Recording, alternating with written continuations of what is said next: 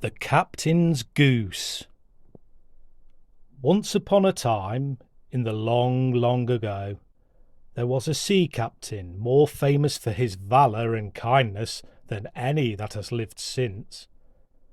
He was a sworn foe to pirates and killed them off like flies, but all good men he put ashore free and happy.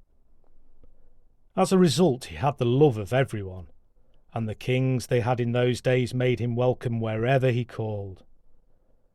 One day he was aboard ship and lying off the coast, feeling rather hungry and waiting for his cook to finish cooking him a goose, when who should step before him but Piers the magician, and what should he say but this? "Captain, I have heard nothing but good of you, and I should like to do you some good turn or another. Tell me, would you like to be a king?"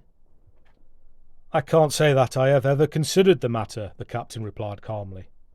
"Then consider it now," said Piers. "Would you be a king rather than a captain, if you had a free choice in the matter?" "I think I would," said the captain. "Indeed, I am sure I would." "You learn quickly," said Piers. "And would you reward the man who brought this about for you?" "To be sure I would," said the captain. "Would you give him £10 a year?" "100," said the captain, "and make it guineas." "You learn quickly," said Piers, "but £10 is all I ask." "It's as good as in your pocket," the captain promised, and on those terms they parted, the captain to look at his goose, and Piers to travel not 1 league but 2, and not 2 leagues but 10. When he had travelled not 10 leagues but 20, he came to a certain city where the king had just died, leaving behind him his kingdom, his queen, and his 3-year-old son. The courtiers were in a secret meeting and had just decided that the son should succeed his father and rule in his stead. "I am a son myself," said Piers, standing up among them, "and I approve your decision. But is he not on the young side for the work that lies ahead?" "What work?" they asked. "Surely you must have heard," said Piers. "Surely now." "Heard what?" they asked. "That the bays are full of pirates, and the seas afloat with ships, and all of them sailing and rowing and puffing and blowing against us." The courtiers ran up to the watchtowers and saw that what Piers had said was true. "Why," they said, "these pirates will seize our king and carry off our queen, and not leave a guinea alive in the city. We must have a plan or a plot or something." And they asked Piers what he advised. "There is only one thing to do. We must find a brave sea captain to rule us," Piers told them. "And it happens that I know just the man for the job. He is so brave and so famous, and so hard-hearted to pirates and so tender towards guineas, that there is no one to match him from here to the North Pole. Will you take him?" Indeed they would, they said, and Piers travelled not 1 league but 2, and not 2 leagues but 10, and when he had travelled not 10 leagues but 20, there was the captain we have mentioned before, all ready and waiting, with his drawn sword in one hand and a crown to try on in the other, and looking 4/5 of a king already.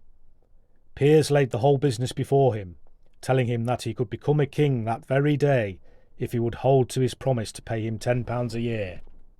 "It's as good as in your pocket," vowed the captain, and down came the money, clink, clink, clink. Within the hour they were sailing to the city, and within the day they reached it. And no sooner had they reached it than the captain was chosen king and married to the queen, and had an heir ready made, no trouble at all, and started to learn his profession. The moment they heard who ruled the city, and that instead of a 3-year-old boy they might expect to meet their old destroyer, the captain, the pirates fell to praying for a new wind, right about it, and fled for their lives. And so passed the first year.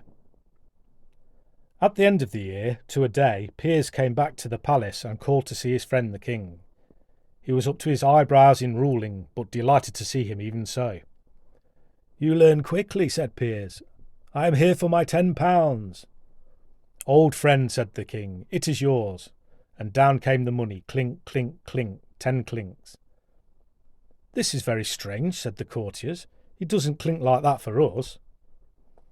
So passed the second year, and at the end of the year, to the day, Piers walked in.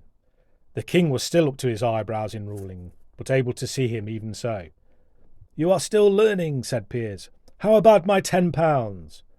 "Why not?" replied the king, and down the money came, clink, clink, clink, though the clinks this time were slower. "This is very strange," said the courtiers. "It is we do the clinking here for him."